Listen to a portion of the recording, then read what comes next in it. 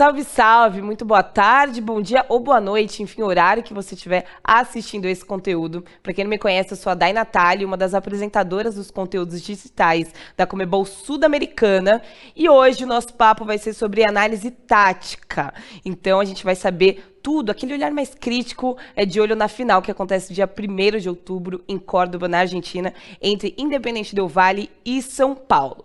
Para a gente já começar a falar um pouco mais disso, do que vai acontecer ali dentro das 4 linhas, vou chamar agora o Rafael Oliveira, que fez uma análise muito legal para a gente sobre o Independiente del Valle, que vai enfrentar o São Paulo. Vamos ver o que ele falou sobre o time equatoriano. Fala pessoal, tudo bem?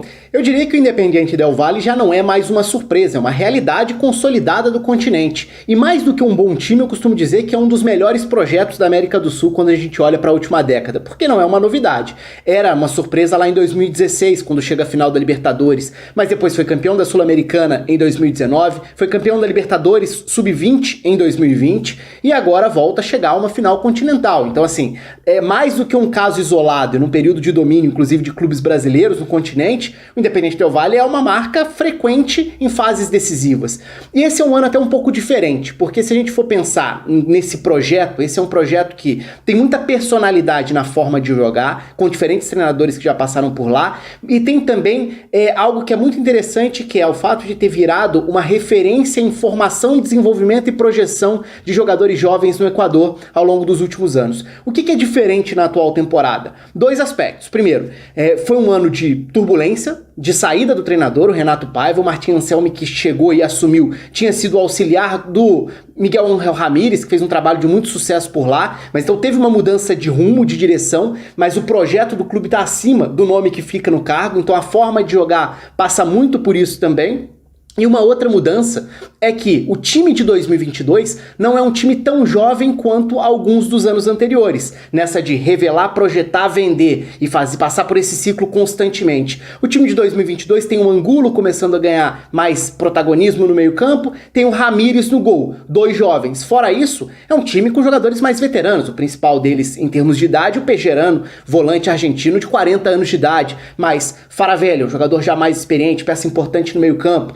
Schunk, Segovia e Carabajal formam um trio de zaga que tem o tempo inteiro a intenção de sair jogando. É um time que não abre mão das suas convicções, de trabalhar a bola com passes curtos desde a saída, mesmo que em algum momento seja para atrair o adversário e acelerar no campo contrário. Com o Sornosa muito bem, que teve passagem pelo futebol brasileiro, jogando como um segundo atacante de movimentação, e o Lautaro Dias como novidade dos últimos meses. Um ponta que foi improvisado e adaptado à função de 9 e tem jogado muito bem, ganhou a posição do Baumann, que era o centroavante até então, que torna o time ainda mais leve nessa movimentação, nessa mobilidade. E olho no Johanner Chaves, ala pela esquerda que se comporta quase como um ponta, tem chegada de muita velocidade à linha de fundo, entrada em diagonal na área também. É um time bastante agradável de ver e um projeto muito legal de acompanhar ao longo dessa última década. Tá aí a análise do Rafael Oliveira, uma grande análise também falando do time equatoriano, que já venceu a Conmebol Sul-Americana em 2019. Agora, pra gente falar do brasileiro que está representando a gente na final, eu vou chamar o William Godoy, jornalista também, que manja muito de análise tática, tá aí na tela para vocês. William, tudo bem? Tudo bem, eu agradeço aí o convite, o Rafa já nos deu uma aula, né, e eu acho que esse contraste vai ser muito legal para essa decisão, acho que o torcedor vai poder acompanhar isso, esse contraste tático de um Independiente del Valle que preserva e gosta de ter a bola, e de um São Paulo, como a gente vai falar, a gente vai destrinchar bastante, que também gosta, também preserva bastante a bola. Então eu acho que é um contraste tático de 2 equipes que tem algumas similaridades, e a gente vai falar um pouquinho sobre isso. Boa, boa, William. Então, para começar, olha, gente, já pega um caderninho aí, porque eu vou anotar umas coisas também, porque eu adoro essa parte de análise tática, eu gosto muito de assistir e acompanhar com quem sabe mesmo. Vou tirar umas dúvidas, obviamente, a gente vai trocar uma ideia sobre isso, mas eu queria começar com a estratégia do São Paulo na Sul-Americana.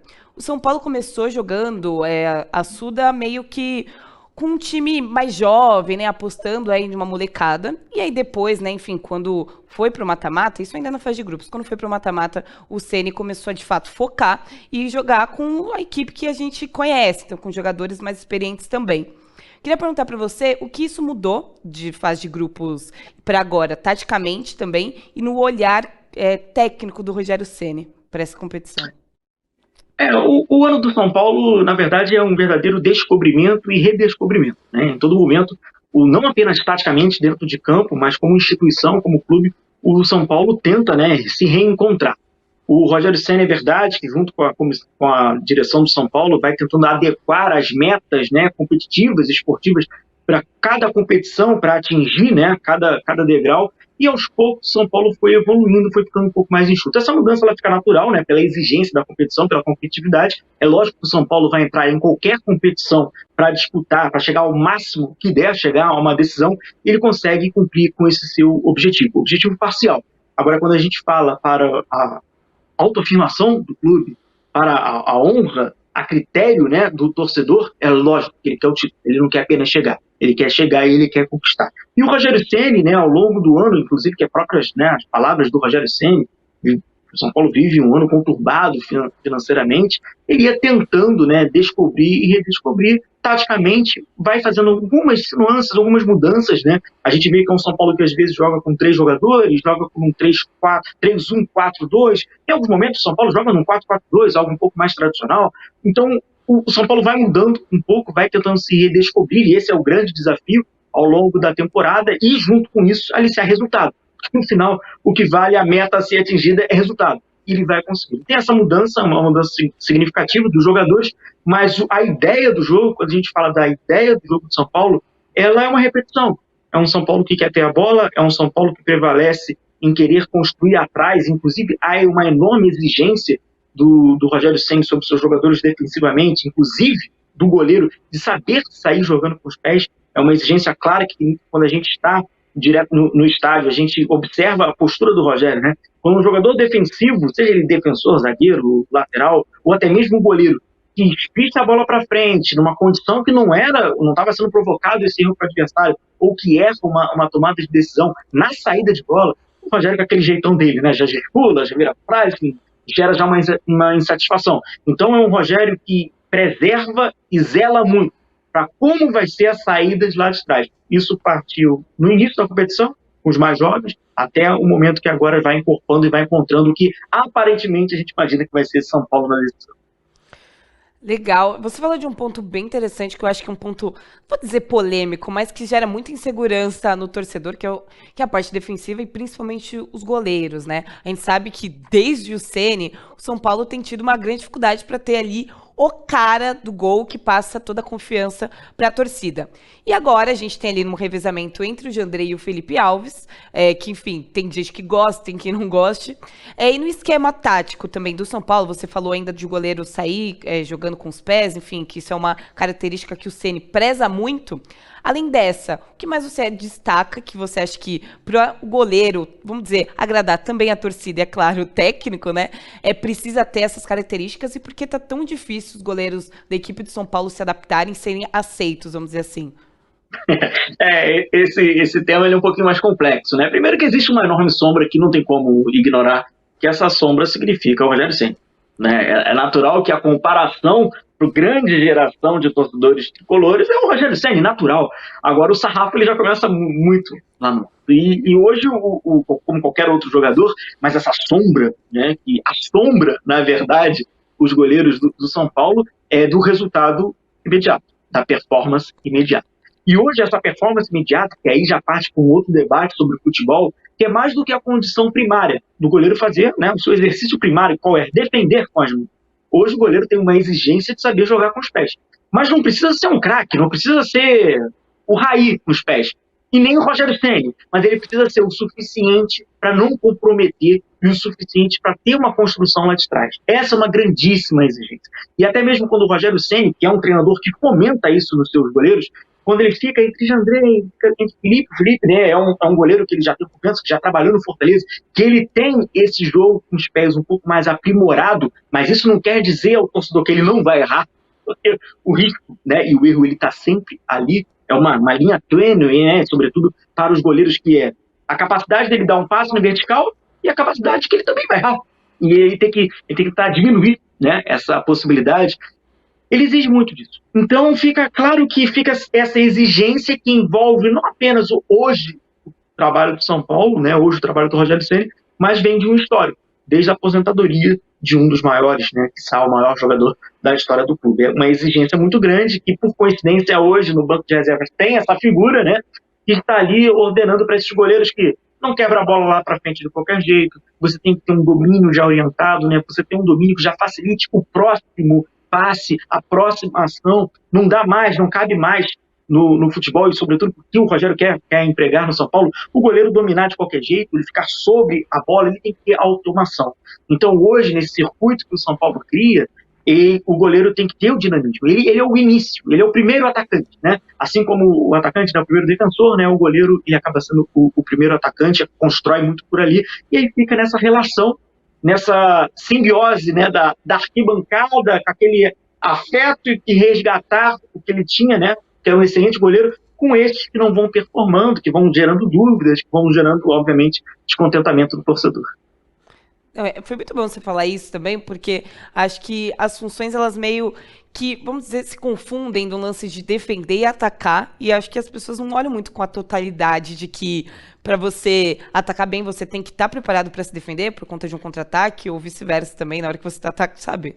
Eu acho que isso também se confunde, então acho que é por isso que é tão importante essas características. Ainda falando um pouco sobre defesa, né, linha defensiva, enfim, setor defensivo, também um esquema tático, vamos dizer assim, que tem falado muito aqui no Brasil, e tem gente que gosta, tem gente que não gosta, mas é o lance dos 3 zagueiros.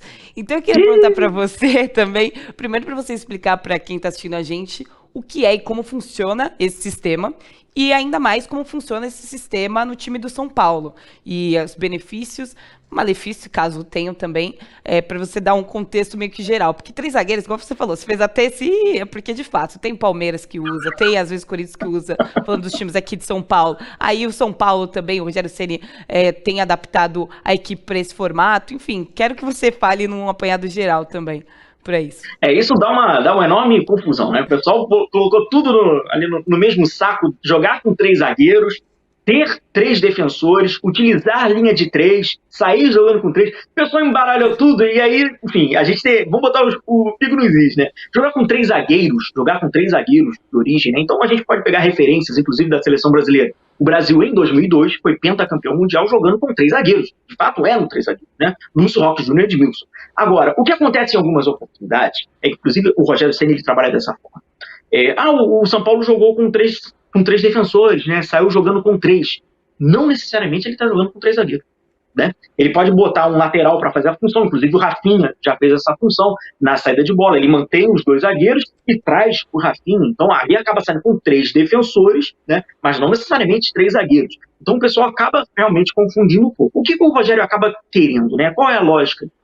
Quando ele joga com 3 zagueiros mesmo, de fato, defendendo e atacando com 3 zagueiros, o intuito dele é sempre liberar os alas, né? Então ele libera o Vinícius, libera o Reinaldo e bota o Patrick, né, para fazer uma dobradinha, do lado esquerdo o Alisson para fazer pelo lado direito. Então ele quer sustentar com aqueles três defensores e libera o Igor Vinícius, libera o Reinaldo. Quando ele faz uma saída com 3, a lógica já é um pouco diferente. Então é o São Paulo que tenta sempre, isso aí faz parte da sua premissa, né? Preservar a saída de bola e ganhar superioridade na saída de bola. Então o que é mais trivial no futebol brasileiro? É utilizar 2 zagueiros e recuar um volante, né? Que a gente chama de saída lavoupiana, né? Graças, inclusive, ao argentino, que era treinador do México, na Copa do Mundo de 2006, o Lavolpe, inclusive, ganhou, né? Foi batizado essa saída em homenagem a ele, que ele recuava um volante para sair jogando com 3.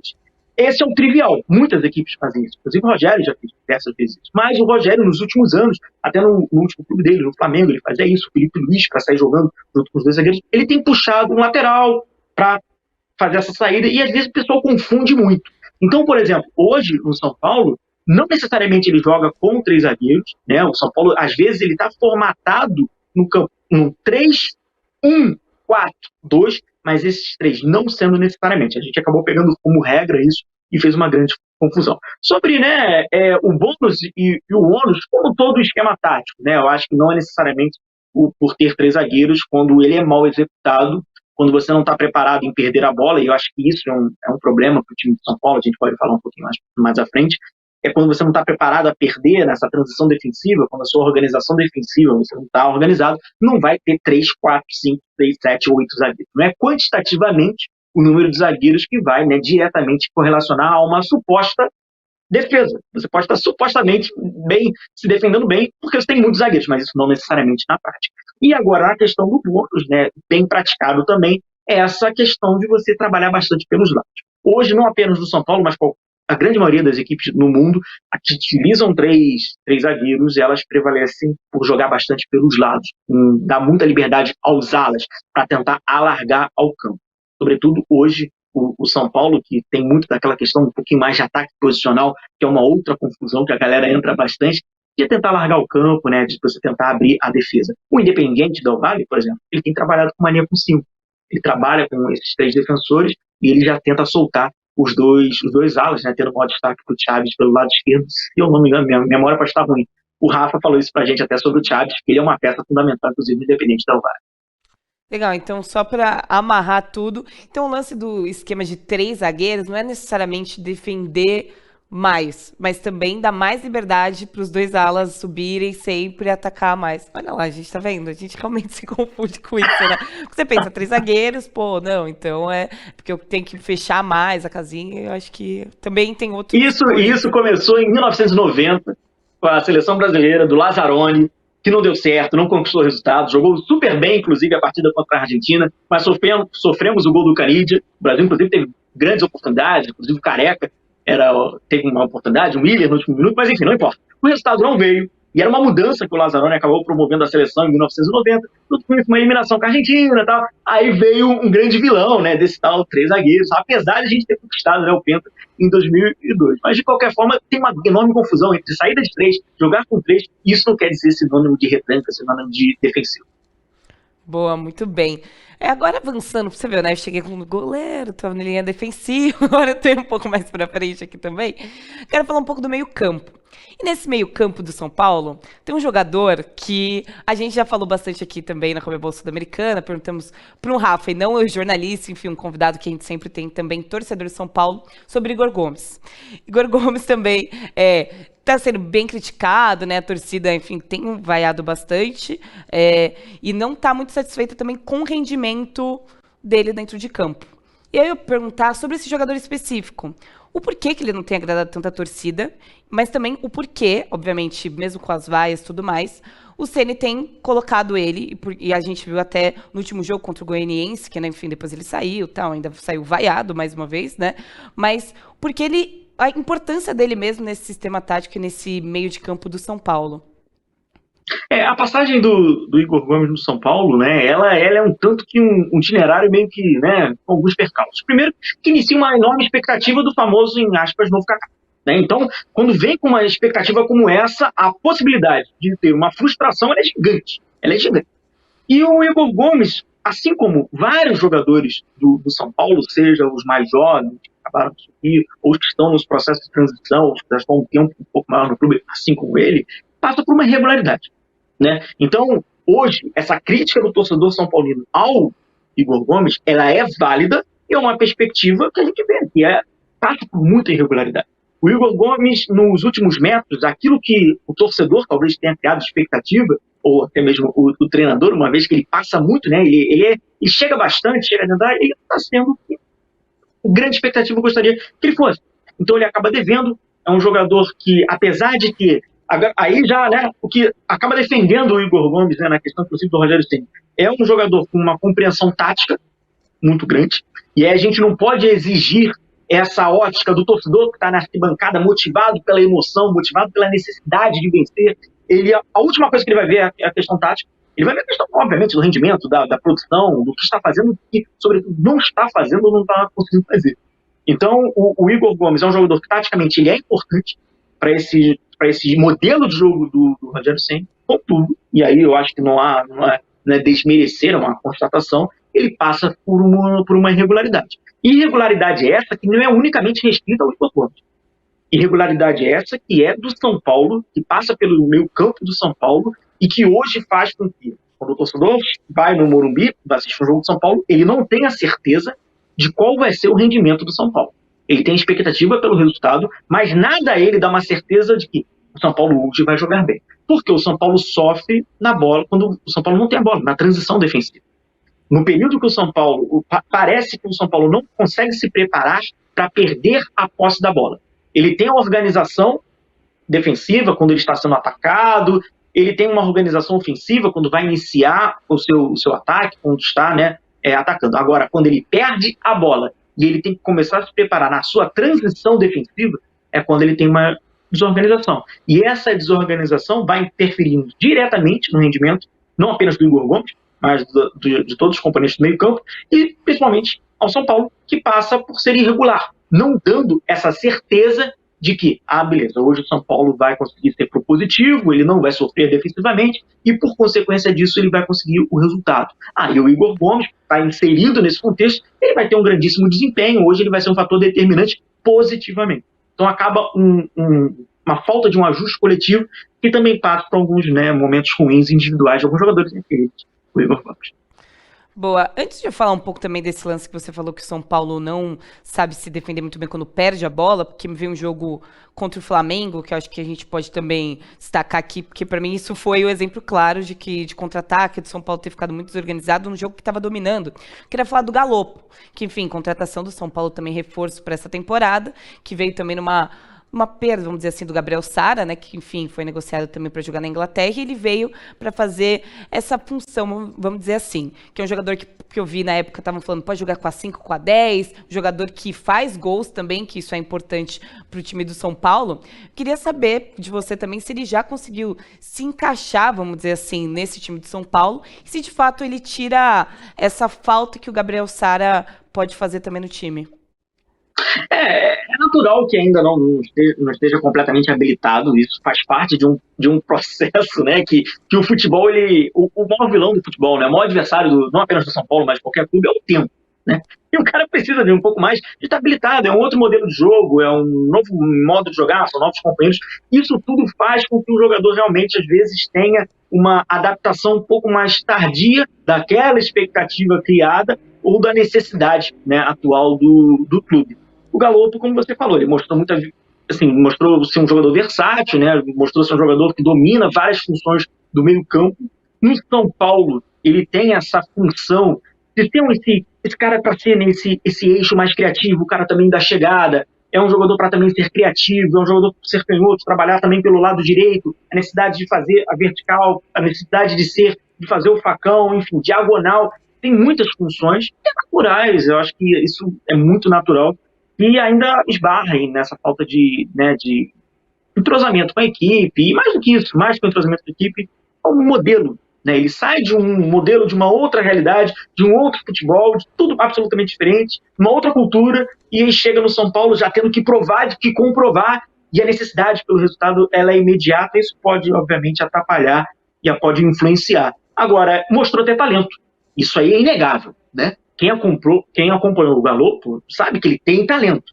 Agora, se ainda não está comprovado, se ainda não supre, né, as expectativas e mais do que isso, a necessidade, aí tem que ver no dia a dia do treinamento, a comissão, né, com o Rogério Ceni, porque qualidade ele já havia mostrado e poderia. A contratação do Galopo, ela é uma contratação que corresponde ao que o São Paulo precisava e ao que ele já demonstrou.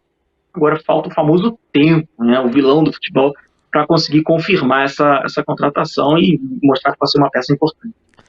O tempo ele mostra tudo, né? Tanto quando dá, quando não dá também. E lembrando que ele veio agora nessa janela do meio de temporada, né? Então é importante dar tempo para ele se adaptar ao país, ao futebol, ao esquema tático, enfim, muitas outras nuances também. Ainda falando sobre um pouco ali como o São Paulo se defende, quando eu falei do jogo do Flamengo, era um jogo ainda nem era sobre Copa do Brasil, tá? Era sobre um jogo que eles fizeram no Brasileirão, que o Flamengo entrou com um time meio misto, assim, né? Tinha poupado seus principais jogadores. Aí depois, e era um jogo que o São Paulo tava dominando, mas acabou perdendo de 2-0 com 2 gols, principalmente, acho que, se eu não me engano, o segundo do Gabriel Barbosa, de contra-ataque. E aí eu queria falar com você, a gente já tá trocando essa ideia de como o São Paulo se defende, perdeu a bola e agora, esse jogo eu mencionei porque, sei lá, esse lance tá muito na minha cabeça agora também. Como que você acha que o Independente Del Valle pode usar essa falha do São Paulo de quando perde a bola, sem esperar, vamos dizer assim, esse contra-ataque? Como que você acha que o Independente Del Valle pode, de fato, usar isso a favor deles? Então, dessas falhas do São Paulo? Esse é um contraste muito legal. Eu acho que, assim, a galera que gosta de futebol, independentemente se é torcedor do São Paulo, se vai torcer pro Independente Del Valle, para quem gosta de futebol, eu acho que essa nuance do jogo ela é muito interessante. Porque são dois times que ele tem uma similaridade. Ele gosta de atrair o adversário no seu campo para criar espaços, né, na linha média e principalmente nas costas dos defensores. Então, assim como o São Paulo, que tem essa premissa de estar jogando atrás, com muitos jogadores, para buscar, né, controlar ali os espaços, buscar controlar e chegar, dar uma oportunidade um pouco mais clara aos seus atacantes, Caleri, Luciano, enfim. O Independente Del Valle tem a mesma lógica. Então, eu acho que o primeiro quebra-cabeça que é muito interessante para a gente ver nessa partida vai ser qual será o comportamento do São Paulo e qual será o comportamento do Independente Del Valle sem a bola, quando eles estiverem saindo jogando. Então, assim, a sua pergunta ela passa muito, né, pela questão da transição, né, que ao perder a bola, você tenta ligar o mais rápido possível para já tentar atacar o adversário. E esse é um problema do São Paulo? Sim, a gente viu, né, no caso, inclusive, no gol do Flamengo, do João Gomes, de cabeça, né, o Flamengo recupera a bola, ataca pro lado esquerdo, João Gomes vinha ali pro lado direito e houve uma enorme desorganização. Isso, sim, é um erro que o São Paulo tem cometido, a gente vê, né, pertinentemente, sobretudo numa competição de mais regularidade, que é o Campeonato Brasileiro, rodada após rodada, então a gente tem um recorte ainda maior. Só que, além dessa questão, que, claro, ela pode ser determinante num jogo decidido em caráter de 90 minutos, é a decisão de qual é o comportamento quando o Independente sair jogando. Vai ser um bloco médio, quanto o próprio São Paulo fez com o Flamengo, até mesmo uma marcação um pouco mais alta, como também fez o São Paulo nesse mesmo jogo no Morumbi, mas na ocasião na Copa do Brasil. Enfim, esse comportamento da altura do bloco do São Paulo para o Independente, do Independente para o São Paulo, eu acho que é muito curioso e pode ser, né, determinante. Quem vai atrair melhor o seu adversário, que por consequência vai abrir espaços e vai conseguir explorar esses espaços. Rogério Ceni e o Independente Del Valle, né, tem como a premissa, né, atacar os espaços. Então, eu acho que isso vai ser interessante também. Nossa, com certeza, né? As duas equipes jogando dessa forma parecida. Eu acho que vai ser um duelo incrível, até porque é final de Conmebol Sul-Americana, né? Então a gente tem certeza que vai ser incrível. Falando agora lá da frente, né? Não posso deixar de te perguntar sobre Caleri e a dupla de ataque dele, que, enfim, tem que ser revezado entre Luciano ou Patrick. Primeiro, Luciano e Patrick, o que isso muda no time de São Paulo, de funções, e como os dois jogam com a dupla Caleri do outro lado. Então, isso muda muita coisa, não muda, joga em função do Caleri, porque toca no Caleri que é gol. Me explica isso, como que funciona com esses dois jogadores. Esse negócio de dupla de ataque é o ponto fraco do brasileiro, né? O brasileiro adora dupla de ataque, nós crescemos já uma grande geração vendo dupla de ataque, né? Miller e Careca, Romário e Bebeto, Ronaldo e Bebeto, a gente cresceu com dupla. E o São Paulo vai, né, tentando fazer a sua edição ali dessa dupla de ataque, né? Tanto com o Caleri com o Luciano ou com o Patrick, que muda bastante, né? O Luciano já é um jogador mais como um construtor por dentro, né? O Luciano tem essa capacidade de também se apresentar para dentro da área, de também se aproximar do Caleri. O Caleri, e aí não muda muito pouco, tá? O Caleri para o comportamento dele com o Luciano e com o Patrick, tá? Vou falar em seguida do Patrick. A grande mudança eu acho que está mais com o Patrick. O Luciano é um jogador de retenção, né? Ele é um jogador de presença de área e tal, e o Luciano chega mais por dentro, né? Mais pelo corredor central. O Patrick, para o Luciano, a diferença é muito grande, né? O Patrick, quando o São Paulo tem o Patrick livre, por coincidência ou não, já acaba trabalhando um pouco mais pelos lados, né? Então a gente vê mais a ultrapassagem até mesmo do Reinaldo, e quando o Reinaldo não tem essa ultrapassagem, o Patrick dá essa profundidade pelo lado, né? Obviamente pelo lado esquerdo, usando a sua perna forte para fazer o cruzamento pro Caleri, e aí o Reinaldo já faz movimento, até a movimentação do Reinaldo, né? A gente vai citar bastante o Reinaldo, porque a movimentação dele também está diretamente correlacionada à mudança dos atacantes. Ele já faz um vigia defensivo. O que isso quer dizer? Se o Patrick então perder a bola, o Reinaldo já está ali, ou teoricamente deve estar ali para fazer a cobertura defensiva, para impossibilitar aquele período de transição, aquilo que a gente havia falado anteriormente. Então, dentro desse quebra-cabeça, o comportamento do Caleri com o Patrick é de atacar mais a profundidade.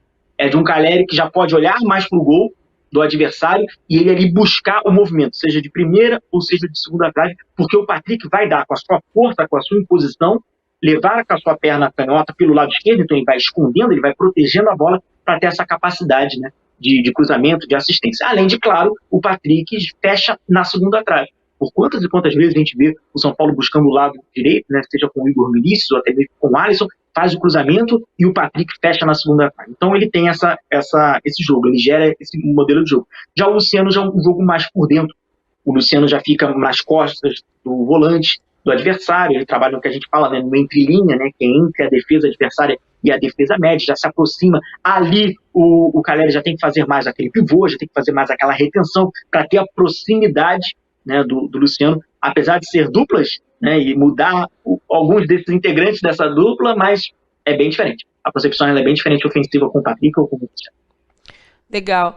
E também falando agora um pouquinho mais aprofundando o Calleri, eu ia te perguntar também se ele é de fato homem, vamos dizer assim, de referência do São Paulo. Porque fora, falando de arquibancada, ele é ídolo, isso a gente não pode negar.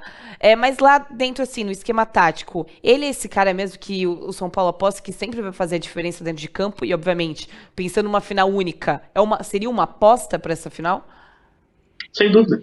Sem dúvida nenhuma, o Calleri é o homem-gol, né? É o camisa 9 do São Paulo e é aquele cara que pode atacar aquela última linha, é o jogador que está ali, junto com a sua imposição, junto com a sua raça, junto com a sua garra, com a sua técnica, com o entrosamento que já há com alguns jogadores, ele é o principal arma ofensiva do São Paulo, que não é uma arma para puxar o contra-ataque, né? Ele não é um atacante que vai, num possível contra-ataque, vai imprimir uma velocidade e o São Paulo vai conseguir ganhar metros com a velocidade do Calleri, lógico que não. Mas dentro desse modelo que o Rogério Ceni arma o seu esquema, e a gente fala de ataque posicional, né, de tentar alargar, criar corredores, ele é esse principal jogador para infiltrar. Então, é muito importante, ele vai ser muito importante para essa decisão. Agora, o que eu considero que seja tão importante quanto nesse esquema do São Paulo, contra esse Independente, que possivelmente vai utilizar 5 defensores, então, ou seja, o Calleri vai estar diretamente sendo marcado por talvez tendo uma cobertura de um outro jogador, é ter uma proximidade,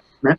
Seja do Patrick, ou seja do Luciano, enfim. É necessário que o Calleri não fique isolado, porque senão, assim como o Calleri, como qualquer outro centroavante, acaba se tornando, né, facilita. Um jogador isolado, inferioridade numérica, ele vai ficar no 1 contra 2, vai ficar um pouco difícil. Então é fundamental, o Calleri está ali, obviamente, ele é esse jogador. O Tite usa um termo que é um termo meio, né, mas enfim, é o termo lá do Tite, ele é o técnico da seleção brasileira, do atacante terminal, né? Ele é o tal do atacante terminal, mas, enfim, precisa de alguém para jogar próximo, precisa de alguém para ter ali, no mínimo, numericamente, ter essa proximidade com ele dentro da área. Muito bom, William, muito bom. Adorei o nosso papo, enfim, você é ótimo, adorei todas as análises. Também divulga suas redes sociais, onde você faz seu trabalho também, para quem quiser acompanhar mais análises também de outros times, para conseguir te achar nas redes sociais. Tá aqui, é facinho. Eu não tive criatividade para criar o canal no YouTube, então eu botei meu nome mesmo. Então tá aqui, ó, William Godoy. Serão todos muito bem-vindos. Muito bom, William. Obrigada também por essa análise, essa aula. Eu falei, gente, peguem o caderninho e anotem, porque eu já anotei algumas coisas também que com certeza eu vou ficar de olho para essa final. Lembrando mais uma vez que a final acontece no dia 1º de outubro em Córdoba, na Argentina. Mas muito bom esse papo. E é isso, né? Agora, com essa análise tática, enfim, com tudo que a gente já falou também dos nossos conteúdos digitais aqui da Comebol Sul-Americana, eu me despeço, porque a final tá chegando, é dia 1º de outubro e eu não vejo a hora, até porque temos representantes brasileiros, temos o São Paulo lá, que vai estar na Argentina em 1º de outubro. Então é isso, obrigado por todo mundo que assistiu aqui, lembrando, curte aqui a nossa página da Comebol Sul-Americana, TikTok, olha lá, ó, sininho que eu tanto gosto. Aí, enfim, fiquem de olho nas nossas páginas também, Twitter, Facebook, TikTok, Instagram e, óbvio, aqui também no YouTube, tá certo? É isso, me despeço por aqui, até dia 1º de outubro. Tchau!